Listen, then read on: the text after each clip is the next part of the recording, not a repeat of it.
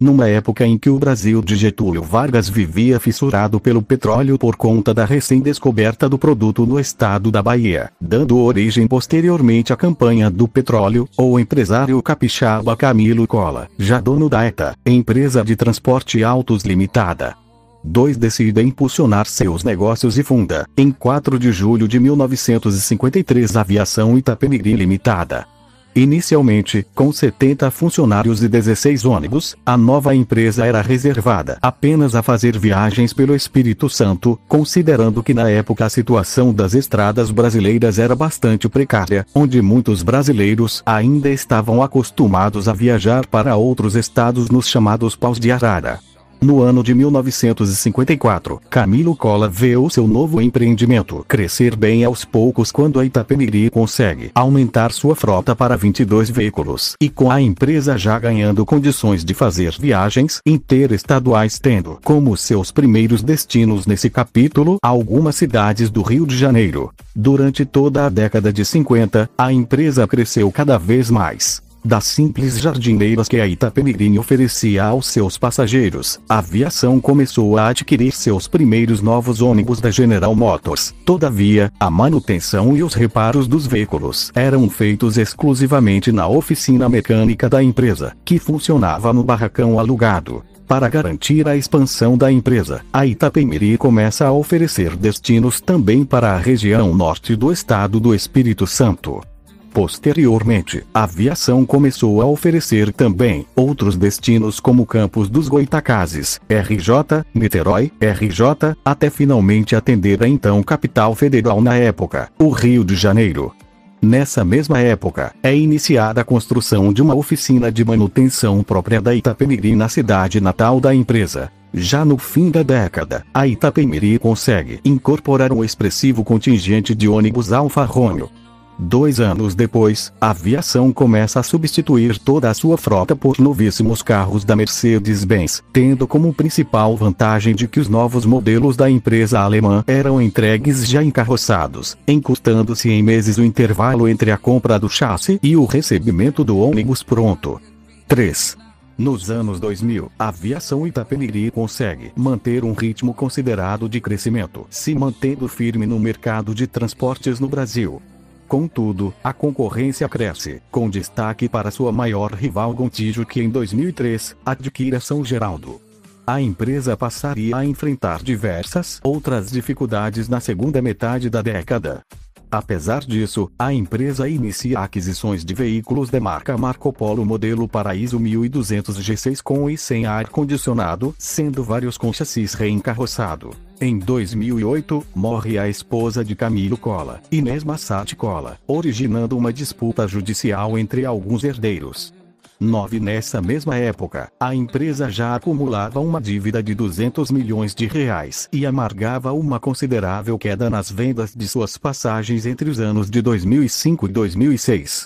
Com a crise, a empresa não consegue adquirir novos ônibus, chegando a operar veículos com mais de 10 anos de uso na maioria de suas linhas. Ainda em 2008, a empresa, sob um empréstimo de US$ 33 milhões do BNDES, constrói 2 terminais de cargas nas cidades de São Paulo e no Rio. Contudo, a empresa vê o negócio ir mal quando a demanda cai para muito abaixo do esperado. Buscando se reestruturar, a Itapemirim vende uma garagem em Brasília por R$ 25 milhões.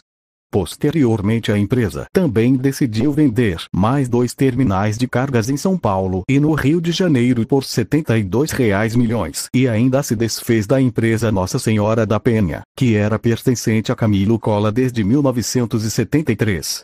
10. Dias atuais. Editar. No ano de 2015, o grupo decide vender 40% de sua frota de veículos e transfere diversas linhas para a aviação Caissara. Com isso, a Itapemirim passa a operar 50 linhas que equivalem a 43% da fatia de mercado em que atuava antes da venda.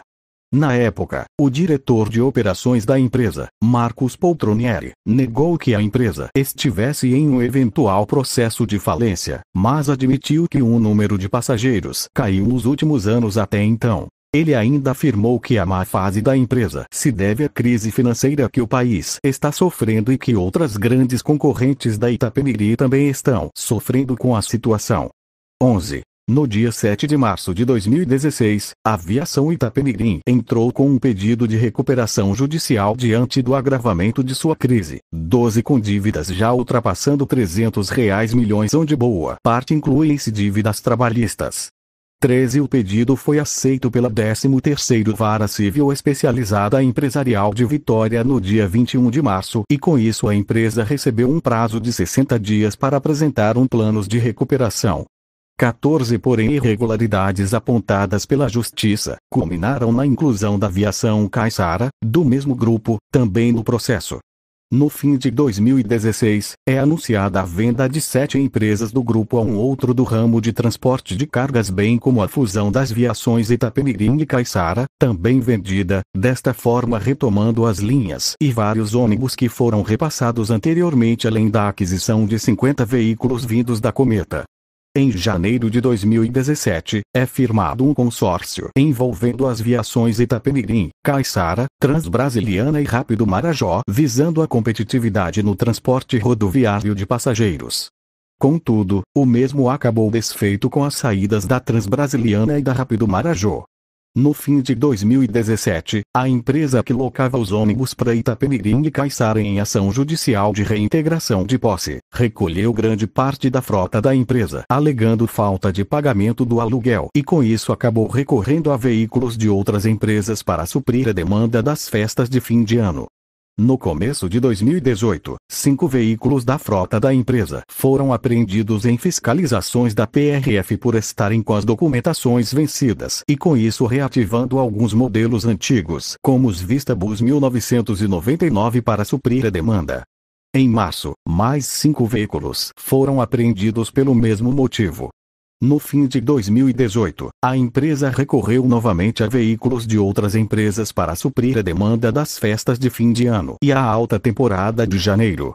Em 2019, a linha São Paulo X Curitiba passa a ter veículos da Aviação Garceiro dando a serviço da empresa. Em maio, a Justiça homologa o plano de recuperação judicial da empresa, em que consiste no leilão de bens do grupo, chamados de UPIs, Unidades de Produção Individual, para pagar as dívidas, que aproximam-se de R$ 400 milhões no prazo de 12 meses. Caso o dinheiro não for o suficiente para quitar essas dívidas, serão leiloadas as linhas de ônibus da empresa, o que representam 50% das operações da empresa. Pela proposta original do novo plano, as linhas seriam divididas em 2 lotes de UPIs, Centro-Sul e complementares. Na modificação que foi aprovada, elas seriam divididas em 4 lotes de UPIs, 3 por região e 1 entre as remanescentes. As aquisições das linhas teriam de obedecer os critérios da ANT. Ainda em maio, 2 DDS-0KM da Marco Polo, NEO G7, começaram a rodar na linha São Paulo X-Rio, sendo os primeiros equipados com acessibilidade na empresa. Atualmente, segundo seu próprio site oficial, a Itapemirim transporta 3,2 milhões de pessoas por ano, sendo uma das mais usadas pelos brasileiros. 15. Ainda segundo o site, a aviação atende mais de 2.000 localidades pelo país em 22 estados brasileiros, cobrindo 70% do território nacional, percorrendo 120 milhões de quilômetros. Obrigado pela atenção. Se você vídeo, deixe seu like e até o próximo vídeo.